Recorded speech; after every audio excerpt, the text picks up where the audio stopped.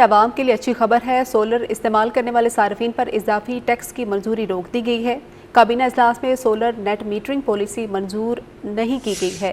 وزیر اعظم اور وفاقی وزراء نے پالیسی کی منظوری کی مخالفت کر دی ہے۔ وزیر توانائی کو نیٹ میٹرنگ پالیسی پر نظر ثانی کی ہدایت کر دی گئی ہے۔ نئی نیٹ میٹرنگ پالیسی کے تحت صارفین سے صرف 10 روپے فی یونٹ بجلی کی خریداری اور ٹیکس کی شکیں تھیں۔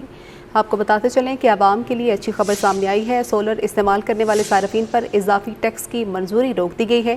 کابینہ اجلاس میں سولر نیٹ میٹرنگ پالیسی منظور نہیں کی گئی ہے۔ وزیر اعظم اور وفاقی وزراء نے پالیسی کی منظوری کی مخالفت کر دی ہے۔ وزیر توانائی کو نیٹ میٹرنگ پالیسی پر نظر ثانی کی ہدایت کر دی گئی۔